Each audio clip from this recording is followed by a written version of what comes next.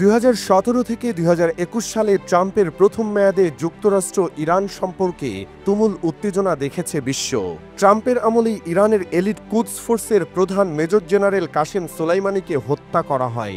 শুধু তাই নয়, 5 বিশ্বশক্তি ও জার্মানির সঙ্গে ইরানের পরমাণু চুক্তি থেকে একতরফাভাবে যুক্তরাষ্ট্রকে প্রত্যাহার করে নেন ডোনাল্ড ট্রাম্প। ইরানের ওপর আরোপ করেন নিষেধাজ্ঞার পাহাড়। সম্প্রতি দ্বিতীয় মেয়াদে ক্ষমতা গ্রহণের পর মার্কিন প্রেসিডেন্ট ডোনাল্ড ট্রাম্প ইসলামিক প্রজাতন্ত্র ইরানের ওপর সর্বোচ্চ আর্থিক নিষেধাজ্ঞা আরোপের হুমকি দিয়েছেন। এরপরই পাল্টা পদক্ষেপ নেওয়ার ঘোষণা দিয়েছে ইরান। যুক্তরাষ্ট্র ইট মারলে বিপরীতে পাটকেল ছুটতে চান আয়াতুল্লাহ আল খামেনি। তবে এজন্য সরাসরি যুক্তরাষ্ট্রে আঘাত হানবে না তেহরান, বরং মধ্যপ্রাচ্যে নিজের পরম শত্রু ইসরায়েলকে নিশ্চিহ্ন করে দিতে চায় ইসলামী প্রজাতন্ত্রটি।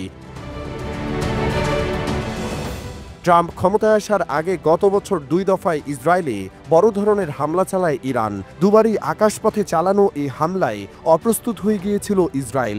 এমনকি ইসরায়েলকে বাঁচাতে এগিয়ে আসে বহুজাতিক বাহিনীও। তারপরও ইরানের হামলা ঠেকানো যায়নি। ইরানের আগ্রাসী পদক্ষেপে আতঙ্কিত হয়ে পড়ে ইসরায়েল। তবে গেল জানুয়ারিতে ট্রাম্প দ্বিতীয় মেয়াদে যুক্তরাষ্ট্রের প্রেসিডেন্টের দায়িত্ব নেওয়ার পর ভরসা ফিরে পান নেতানিয়াহু। অন্যদিকে ইরান থেমে আছে এমনটাও নয়। দেশটির ইসলামী বিপ্লবী গার্ড বাহিনীর জেনারেল ইব্রাহিম জাব্বারির ভাষায়, উপযুক্ত সময়ে অপারেশন ট্রু প্রমিস 3 চালাবে তারা। এতটা নিখুঁত ও বড় পরিসরে এ হামলা চালানো হবে যা ইসরায়েল গুড়িয়ে দেওয়ার জন্য যথেষ্ট হবে। আবার এদিকে ইরানের এমন হুঙ্কারে চুপ বসেনি ইসরায়েলও। দেশটির পররাষ্ট্রমন্ত্রী গিদেওন সার ইরানকে লক্ষ্য করে পাল্টা হুমকি দিয়েছেন।